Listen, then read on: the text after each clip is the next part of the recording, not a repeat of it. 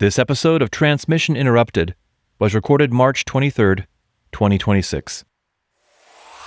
This is Transmission Interrupted, a podcast series from NETEC, the National Emerging Special Pathogens Training and Education Center.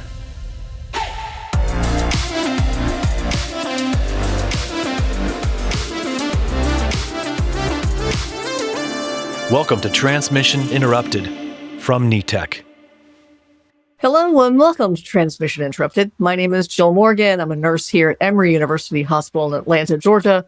For those of you not yet familiar with NETEC, our mission is to set the gold standard for special pathogen preparedness and response across health systems in the U.S., with the goals of driving best practices, closing knowledge gaps, and developing innovative resources.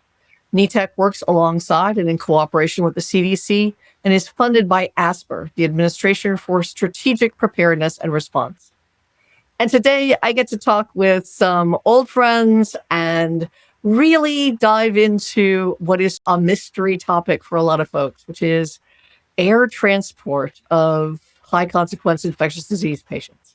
So many of y'all may remember famously the Phoenix Air Group was the company that did a lot of these transports of patients, returning travelers, returning workers from West Africa during the Ebola outbreak.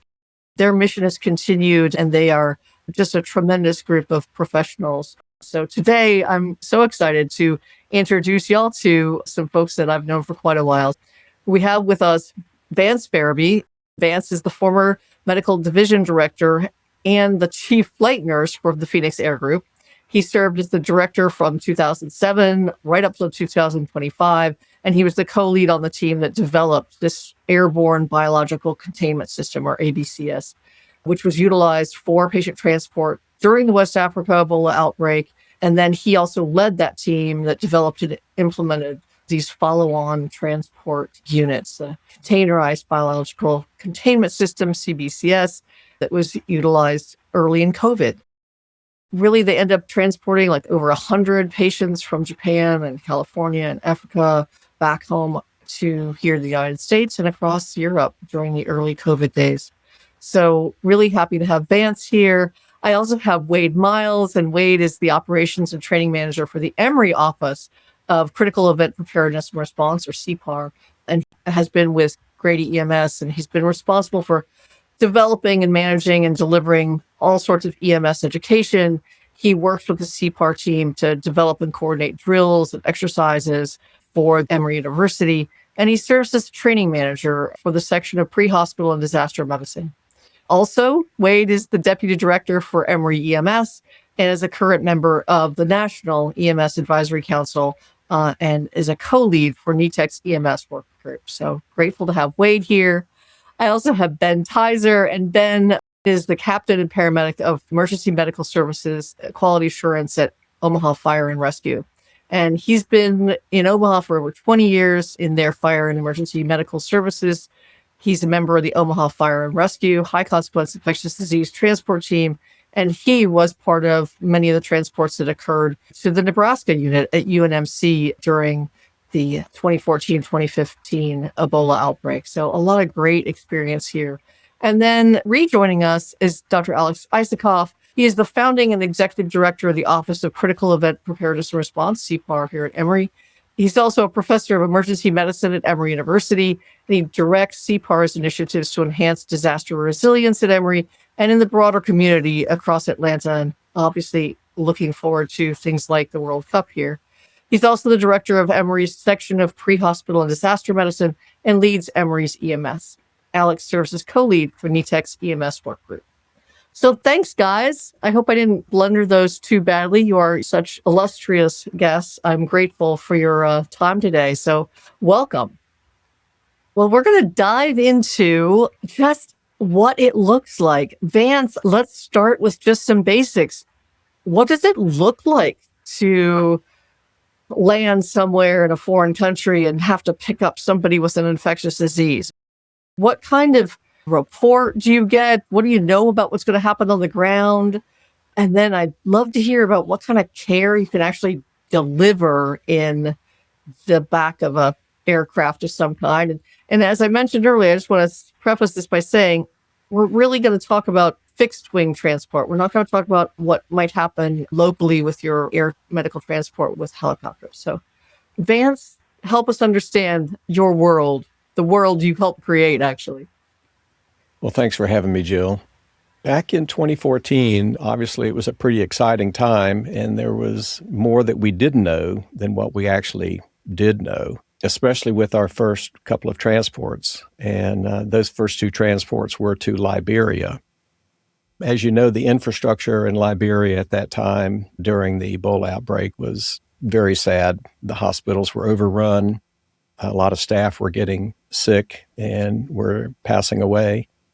And we were originally tasked to pick up 2 missionary workers that had gotten sick. And the word went out from their leadership that they wanted to have them brought back to the States. And they went through a lot of effort to try to find some means of bringing them back. Commercial air carriers were not available. Private aircraft were not available. Everybody was, of course, very afraid of Ebola. The news coming out was pretty much over the top about what the disease looked like. Just as background, with Phoenix Air, infectious disease transport was not something that we really intended to get into. But what happened in the past was the CDC, back in 2007, had a need that was unrecognized to bring back some of their staff if they were overseas in very remote locations, say a bat cave in Vietnam, and they came across some novel airborne disease, and how could they get them back? And they were receiving some anxiety from their staff because back then the policy was treat in place. People couldn't be transported. And just to sort of make their own staff feel better and to try to develop a program, CDC got with Phoenix Air because we're local, and then also the DOD. And what came out of all that is what we call the ABCS, the Airborne Biological Containment System. And of course, our slang word for it is a tent. And it was something that by the time it was developed, those initial concerns in Southeast and Southwest Asia had moved on, and it was just left owned by the CDC, and we kept it in a warehouse until obviously 2014, and then we ended up using it, and off we went.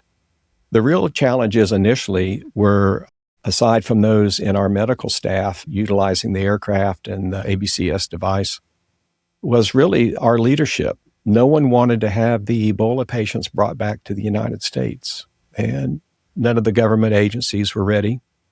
They spent a lot of time trying to make that happen on very short notice, and what came out of all that was we came under contract with the State Department, and we needed a federal partner that could coordinate all the various agencies and also be the gatekeeper. At that time, we had 1 aircraft, and we could only move 1 patient every 3 days. That became a real issue initially, but fortunately more aircraft came online and more ABCS units were built and were ready. But that was the initial challenge. To get back to your question, though, it was very exciting landing in Liberia. It's nighttime. Of course, we flew there, and we immediately went into crew rest because our first patient was very sick and had received half of a dose of ZMapp, which was the first time I believe it had been administered to an actual patient. We came out of crew rest and then met them at the airport. It was very interesting. All of the plans that we had made about how we would initially make contact with a patient and how we would receive the patient in the aircraft immediately just turned into not what we expected. Everything went wrong. That began our continuous learning every time that we did a flight. Everything that we thought we knew, we didn't know, and our policies we thought were appropriate needed to be revised. It was an ongoing, exciting time for all of those trips. I think you're being overly modest here, Vance. I mean, when you say things went wrong, things weren't what you expected.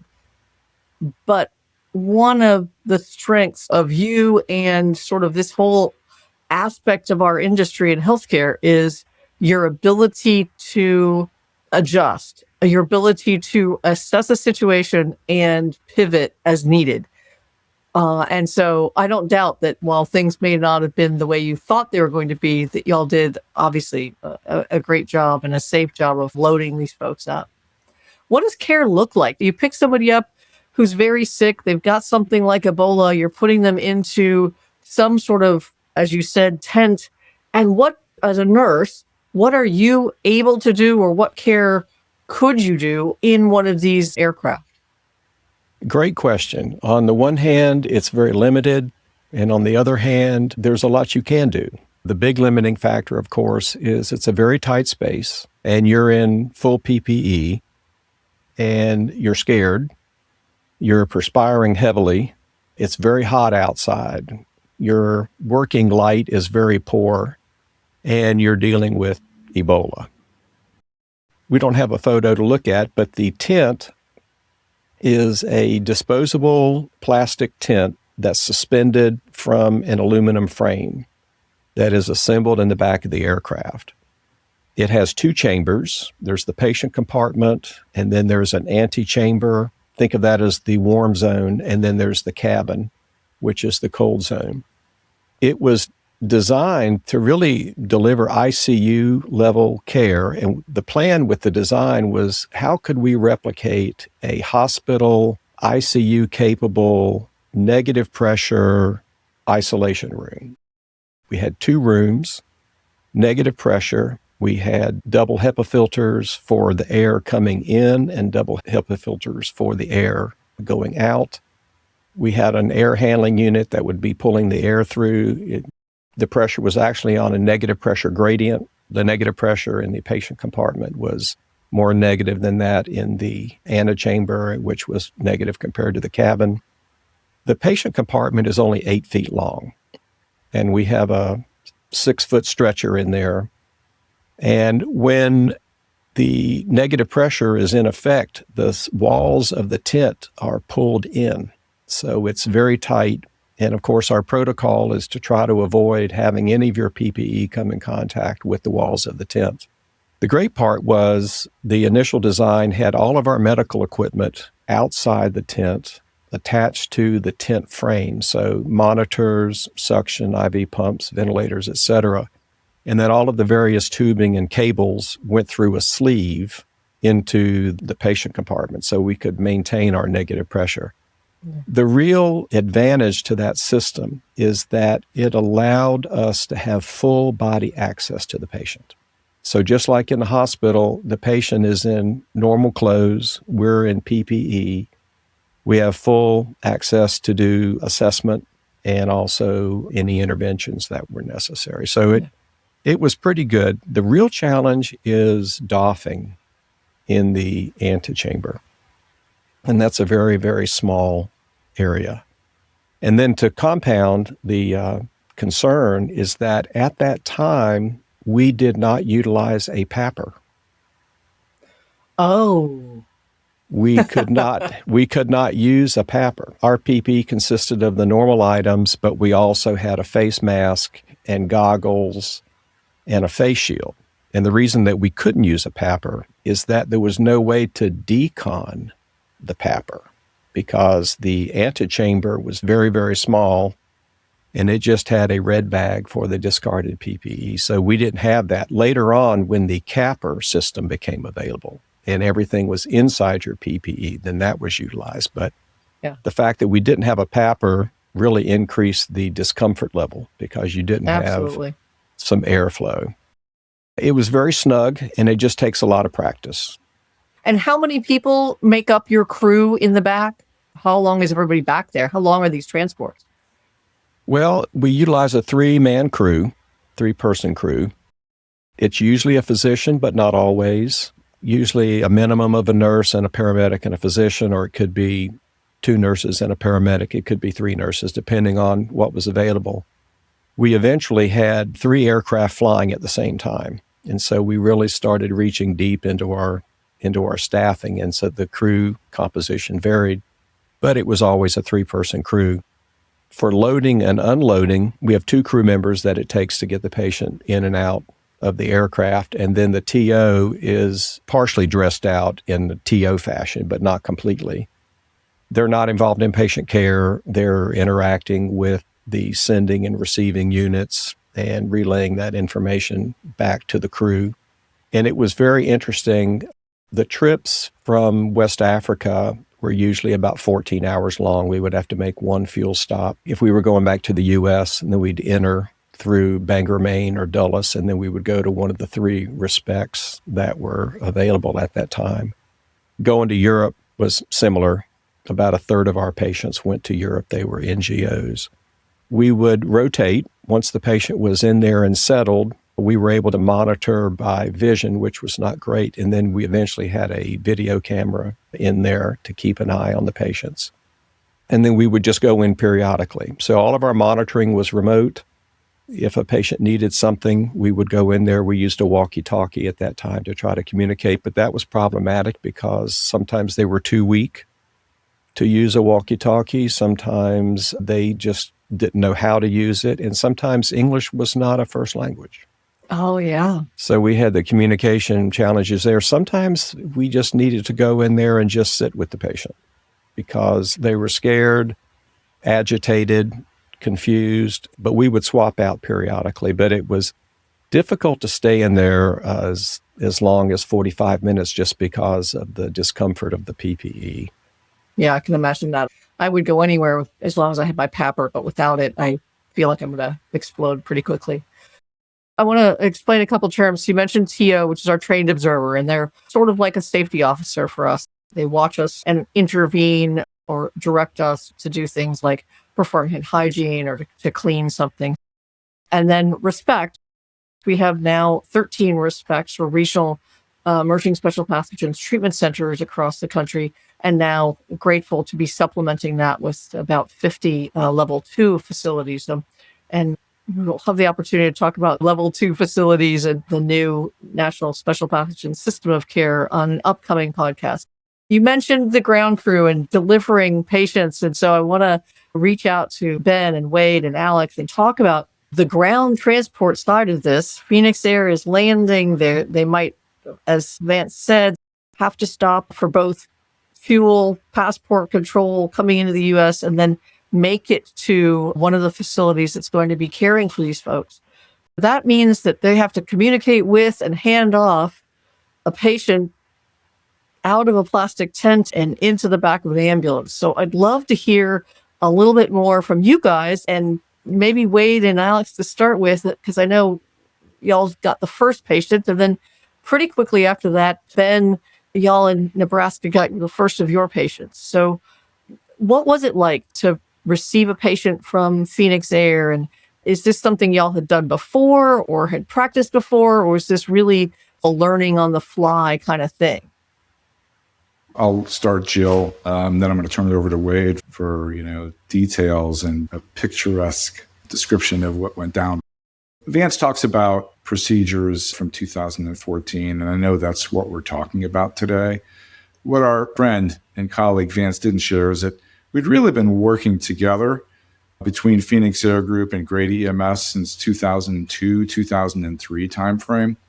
There was need to develop a capability for transport of a patient suspected or confirmed to have an HCID, even pre-SARS, because of Emory University Hospital's role in having a serious communicable diseases unit and its relationship with CDC, and the possibility that a laboratorian or a field worker might get exposed to a special pathogen.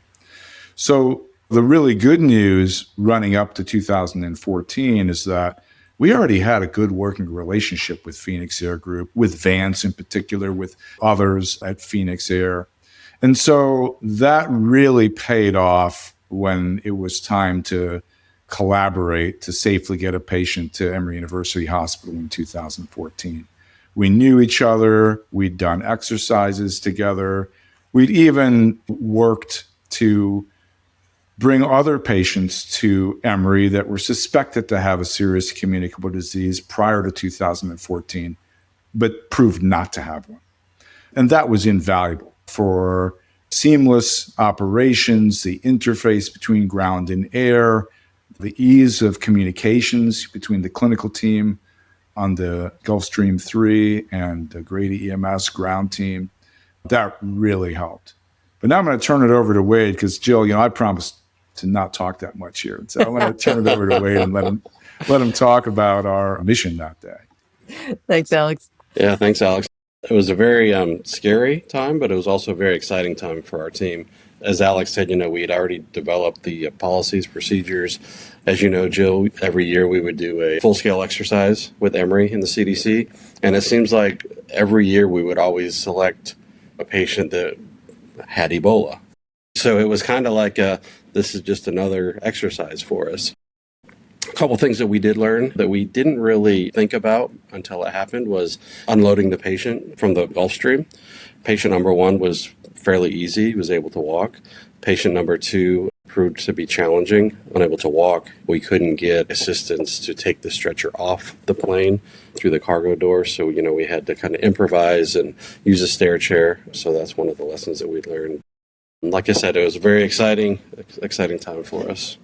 We had finally made it to the Super Bowl, Yeah. Well, it's interesting. I want to highlight something. And to me, it feels like sort of a theme of an awful lot of stuff I've been hearing y'all talk about lately. And one of those things is the importance of relationships. Yes. Knowing who to talk to, not having this be a cold call, right? That you want to, when the rubber meets the road here, you want to be able to reach out to people that you already have a relationship with. That's so important. And I think as a message, right, we want people to think about what transport's going to look like in their region. If you're not familiar with your regional CONOPS, you need to get familiar with regional CONOPS. You need to understand who and what is going to happen and who can help you. It also fascinates me that you mentioned exercises and Vance mentioned that they had basically developed this tent, if you will, and then it sat in storage. Isn't that what many, many people feel like they're doing every day when we talk about Ebola or Marburg or anything else? They're readying for something that may never happen and they hope will never happen, perhaps. And yet, for y'all, this is stuff that you got ready for and then were called upon to do and had to step up. And I think that's just like, this is the reality that other people maybe fear, maybe dread, and maybe eagerly anticipate, right? I mean, there's everybody on the spectrum. Ben, in Nebraska, you hadn't had the opportunity to perhaps practice with Phoenix Air, but y'all have quite a history of preparedness out there. And what was it like for you getting your first patient and patients from an airfield? You're exactly right. Thanks for having me, Jill.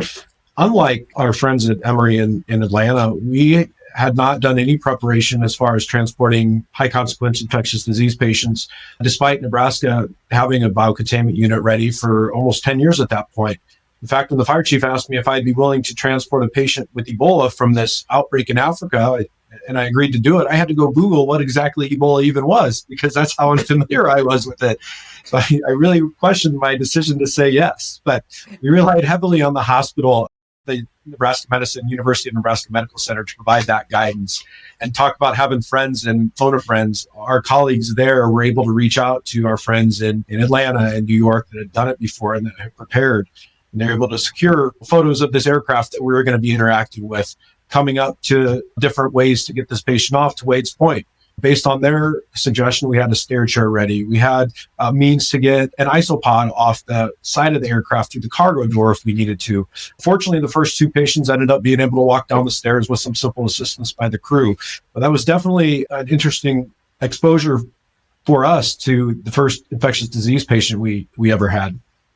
I think this speaks to the importance of having a plan, but being able to evaluate the situation and pivot your plan as needed.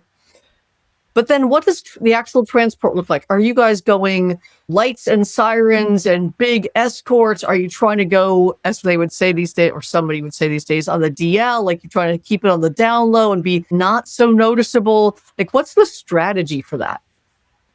The first transport that we had was actually off of an Air Force base, is where the aircraft landed. So the media was well aware that it was happening. The media was lined up outside ready for us. Due to some threat assessments, there was also a heavy law enforcement presence for us. So while we didn't go lights and sirens and make a big production, we certainly had a heavy law enforcement presence that escorted us. We had a helicopter overhead that filmed live back to the biocontainment unit so they could track us. We had law enforcement both in front and behind us that blocked off the entrances and exits to the highway and interstate system that we used to get to the hospital. And really, it was, other than that, a routine transport from a safety standpoint. Everybody, wore their seatbelts in the ambulance. We drove normal status, used our radios for communication, and successfully completed the mission. I love the other than that. Other than all that, right? Wade, I assume your answer is similar. Very similar, Jill. The first couple, we had heavy federal law enforcement presence because of some of the credible threats that we had received. After that, we went with local law enforcement. Much like Ben, it was a typical transport, just being escorted by several law enforcement vehicles. I would love to hear some of the funny or crazy anecdotes of what happens in these transports. And I was going to start with Vance. I think about when I was receiving patients in either the emergency room or the ICU, or then eventually in biocontainment, you're never sure what a patient's going to bring with them. Vance, you had a story about passports or having to stop at an airport. The rest of us have to go through immigration and border patrol and all that stuff. What happened to these patients when you guys came into the country with them?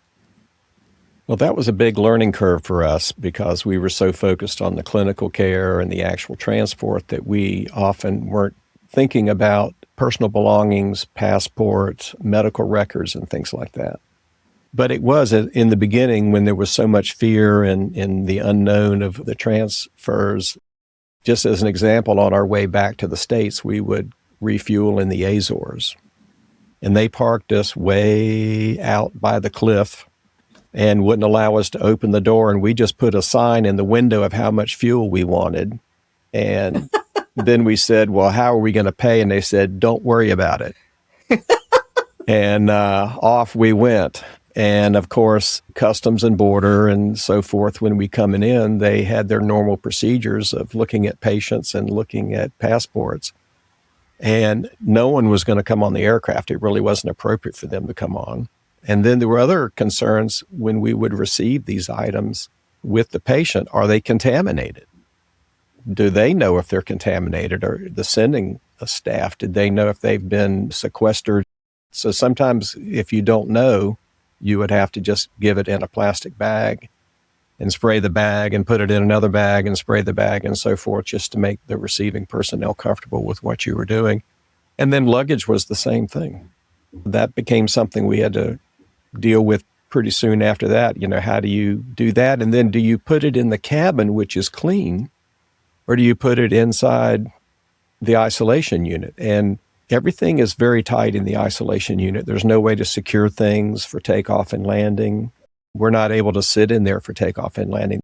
There's no seat for us because the tent encompasses the floor as well. So we had to work through a lot of these and try to ask a lot of subject matter experts about the risk. It looks bad to have someone's suitcase that's been sprayed and bagged in the cabin with you when it was taken from a contaminated environment. It was all very big learning things beyond just the patient care. The patient care was fairly straightforward. It was all these other issues. And it got to the point where we would come back into the States and they all just would stay back and just nodded and go, carry on. You're good. No one's going to stow away on that aircraft. That's absolutely true. Oh my goodness. Wade and Ben, are there any things that really stand out to you? I will tell you that a lot of people probably remember watching on the news. As Wade said, our first patient was able to walk down the steps and the aircraft and into the ambulance, and then again was able to walk from the ambulance into our unit. But that patient doesn't remember that themselves. Everybody else remembers it, but they were ill enough that they have no recollection of that transport. Yeah. But Wade or Ben, what do you have that are sort of this, oh my gosh, as if these things couldn't get more complicated than they already were? Ben, you were in the back with the patients. Do you have anything? Not about being in the back, but when we were driving off the Air Force Base with the first transport, we had everything down to a T. We talked about the law enforcement escort. We talked about waste management when we get to the hospital. We had rehearsed transferring the patient to the hospital. What we didn't talk about is the Department of Defense has their own radio system. So due to us having to be escorted through the base, we just wanted to be in communication with the lead law enforcement officer that was taking us off. And before I left, they said, what would you like me to do with this radio once we're off base? Because it's a DoD asset that's protected frequencies. He said, I'll just give it to the security guard at the front. I'm like, okay. So we get up and we slow down and he kind of looks at me and backs up. And I said, I'm supposed to hand this radio to you. And he said, oh, we don't want it. You can keep it. So we ended up taking that to the hospital and processing it there. And the other thing, to the point of passports, they have successfully survived autoclaves and are usable again. That's fantastic. Ben and Alex, I think we've had our own hoopla. We heard Ben talk about the helicopter overhead, but can you just mention a little bit about what it was like from a hoopla standpoint? Because y'all spent a lot of time thinking about campus security and the other ways that Emory has to be prepared for threats of all kinds. What did this look like? I mean, I don't think I'd ever thought about the airspace over the hospital before, frankly, as a nurse. Well, tying back to comical anecdotes, Jill, I mean, there was a lot of hoopla about this patient transport. It's understandable. People want to know what's going on.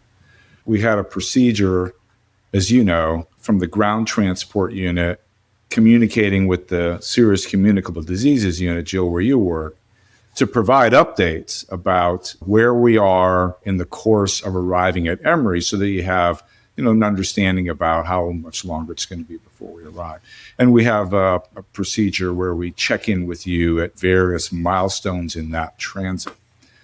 And at some point, we, I think I was calling with the third update about location, and the person on the other end of the phone said, you can stop providing location updates. They said, we're watching you on CNN. They come all the way in. I mean, every mile of that transit was covered by national media outlets. I thought that was kind of funny. On a more serious note, because there was so much attention to this patient movement, where I think we would typically want to move patients kind of quietly from point A to point B without getting a whole lot of attention. There was a lot of media interest in this. It's the first time a patient had been transported to the United States infected with Ebola virus disease ever. Understandably, a lot of media attention. And so it was important to have an escort on the road, and it was important for the handoff area from where the patient's coming out of the ambulance and getting moved into the serious communicable diseases unit, that area was secure. Understandably, people want to get video, they want to get pictures, with no idea how bold the media might be in trying to get scoop photos or scoop video. And so it was really, really important to have the cooperation of facilities and the public safety personnel and Emory police in securing the areas for the ambulance route and the handoff areas, just for the safety of the patient, safety of the personnel doing the transport. Yeah, I know that in our unit, we have windows and windows have blinds, but we hadn't thought about the importance of a helicopter. And, now with good cameras and helicopters, and you can get images that just, we hadn't thought about that possibility. And so our patient woke up one morning and was like, is there supposed to be a guy outside my window? And it was actually the guy putting the opaque film on the window because we still wanted them to be able to see out, but we had to protect their privacy. We'd like to think about patient care and patient rights and privacy and things like that as being really important, but certainly news outlets and social media and things like that don't consider those as we do. I've really enjoyed hearing all these stories, and I would like to sort of wrap this up with some of the lessons you guys think are important for others thinking about their transport, thinking about the future of a patient, whether it's during the World Cup or just during any sort of outbreak anywhere in the world, that you will be called to action again. And if it's not Phoenix Air delivering the patient, if it's not Emory or Nebraska EMS transporting that patient, it will be somebody else across the country. And we really do need for other departments to think about their readiness and how they can get prepared.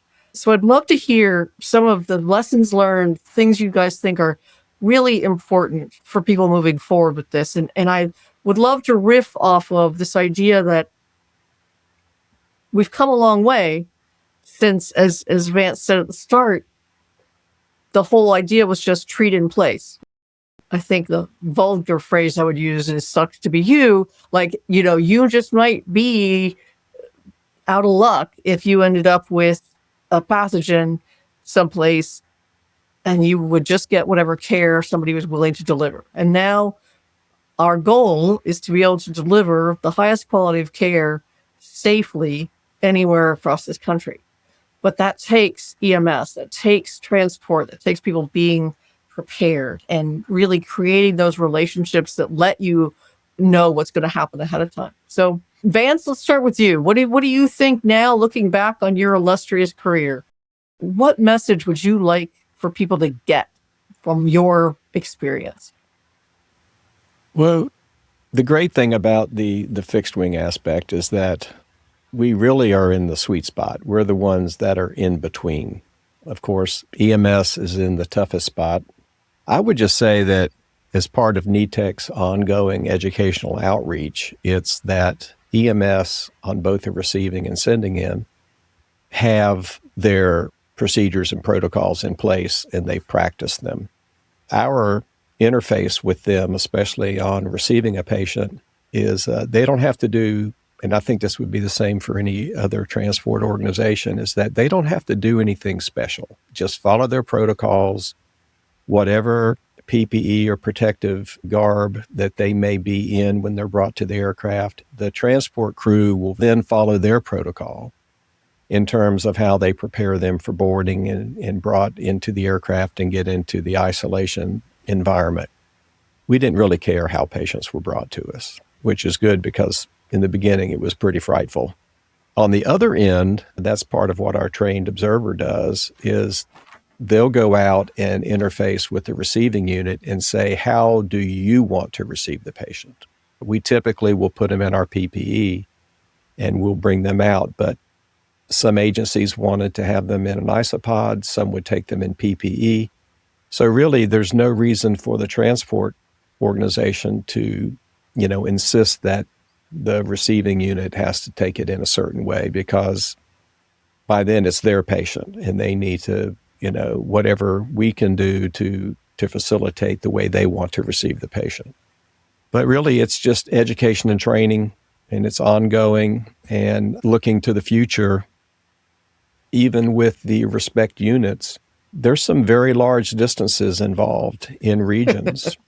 Yes. If a patient, especially in, say, the Southeast region, we've got 2 fantastic hospital units to receive them, but some of the transportation times would just be very extensive. And then multiple agencies are involved and everything else. So it could easily be where air transportation comes into play, and especially even if a region's respect facilities and beds are full, you could easily go to another region and air would really come in for that. So mainly it's just everybody have their correct education and ongoing protocols, and the transportation entity in between can deal with that very easily.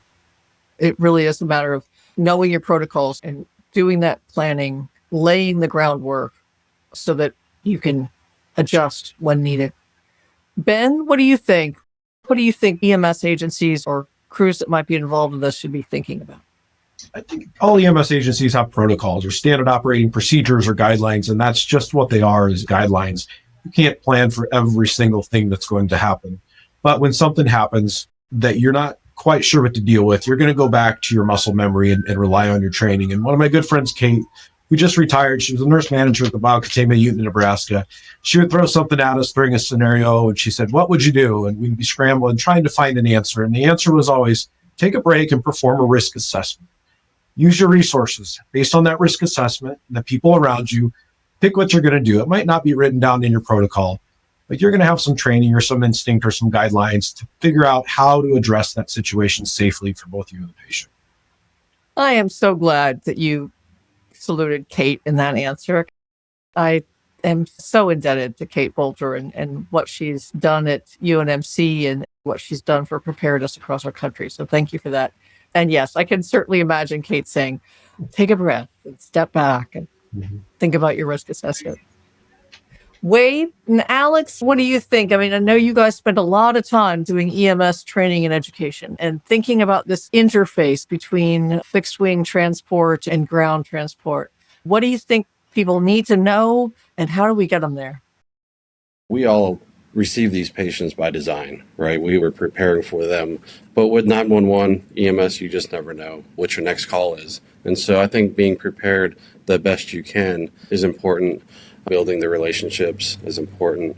And I think that hoping that you never get a patient with an HCID is clearly not a plan. So get the education and the training when you can.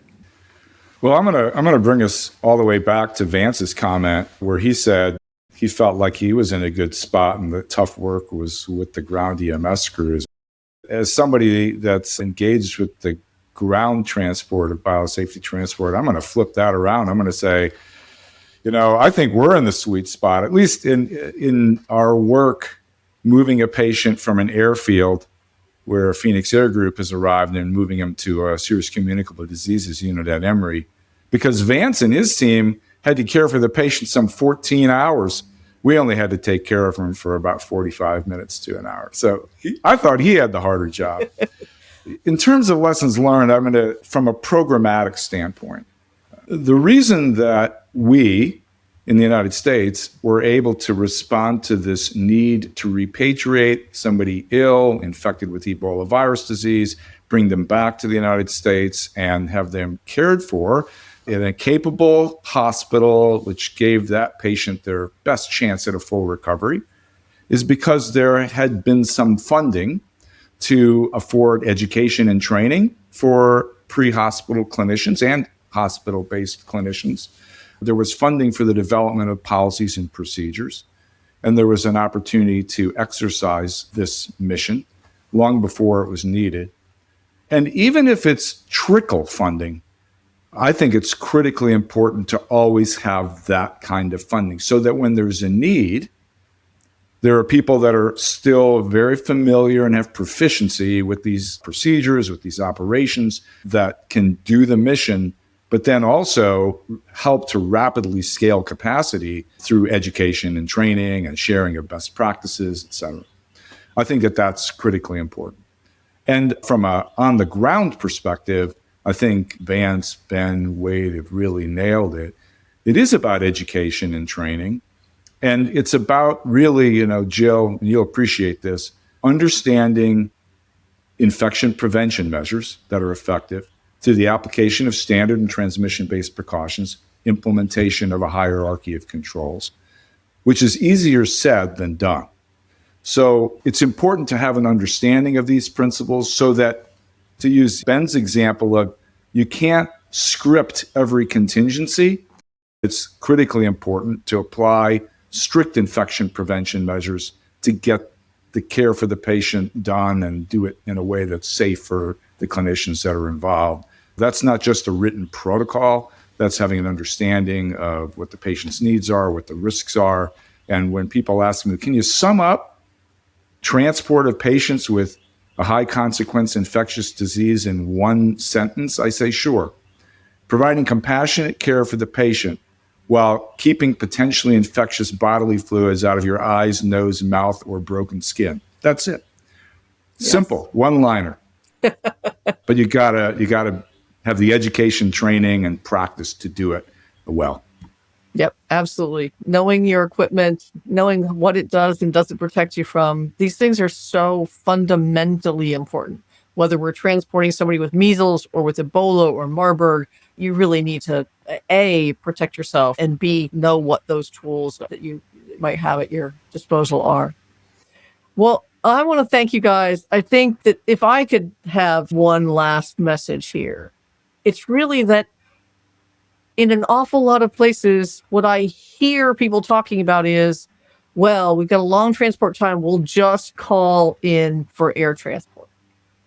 And as you guys have really made clear, this is a complicated interface between aircraft, ground transport, knowing what's going to happen. It takes preparation. It takes advanced thought. It also takes people who can think in the moment and take a breath and do a risk assessment and figure out what the safest action is to take. So please, if you are at a hospital, if you're at an EMS agency, think about how you will do this when it lands in your backyard, whether it's from the World Cup or from any other thing going on that brings a high consequence infectious pathogen. We don't all have to have a house fire to have smoke detectors or to have a fire department that's well funded. As Alex mentioned, this does take funding. It does take preparation. It does take time and equipment and expertise. And so Alex and his team have created some great resources for high consequence infectious disease transport. Alex, do you want to go ahead and mention the biosafety transport classes and toolkit? There are a number of resources that we've worked together with partners around the country to develop for the EMS community. All of them actually can be found on the NETEC website. There's a landing page for resources aimed at the EMS community so that they can safely transport patients suspected or confirmed to have high consequence infectious disease. And some of this is anchored in the standard education and training that we provide to EMS clinicians for the management of patients. Some of it is in the form of written guidance. The Asper Tracy EMS Infectious Disease Playbook is a great resource that a number of us have contributed to or reviewed. The NETEC EMS work group has also developed model procedural guidelines for donning and doffing of PPE, for the protection of environmental surfaces in an ambulance, for the packaging of waste, how to manage issues like a biohazard spill, a PPE breach, a clinician down in the hot zone. NETEC has resources to assess any agency's readiness. You can go to the website and complete a special pathogens operational readiness assessment and answer the questions. And NETEC subject matter experts will review those answers and provide written feedback with links to more resource documents. There's always more to do, Jill, but Ben and Vance and Wade and I work together, as does Benjamin Matson and Lisa Stone in the EMS work group. This is where this material is curated and maintained. So we hope people will take advantage of it. Thanks. And thank you guys so much. Vance, I'm grateful for all the work that you have done, and I hope that you have a little easier place moving forward and don't have to jump out of the bed every time the phone rings for the next 20 years. Ben, Wade, and Alex, it's always a pleasure to do business with you and to share our NETEC work together. So really, thank you guys so much for joining me today. Thank you, Jill. It's been a great pleasure. All right. Well, thank you for joining us today on a conversation about air transport. For those of you listening at home, thank you for tuning into this episode. We hope you'll join us on future episodes where we'll cover a wide range of topics, including the new NSPS, National Special Pathogen System of Care. We'll talk a little bit more about World Cup coming up, but we also talk about any kind of healthcare worker safety, personal protective equipment, infectious diseases of all kinds. If you have questions for NETEC, are looking for resources, as Alex just mentioned, or ideas for future shows, please feel free to contact us at info@netec.org, or you can find us on the web at netec.org/podcast. And you can also subscribe there, of course, to future episodes and find more about today's topics. So thank you very much, and we'll see you next time on Transmission Interrupted. You've been listening to Transmission Interrupted, a NETEC podcast produced and edited by Benjamin Matson, with additional support provided by Britton Clark, Veronica Lavaro, Jason Noble, and Lisa Stone. Special thanks to our guests and the subject matter experts at NETEC for their insight and guidance. This podcast is supported by the Administration for Strategic Preparedness and Response. For more information, tools, and training on special pathogen preparedness, visit netec.org. And don't forget to subscribe, rate, and share the show on Apple Podcasts, Spotify, or wherever you get your podcasts. Thank you for tuning in to Transmission Interrupted.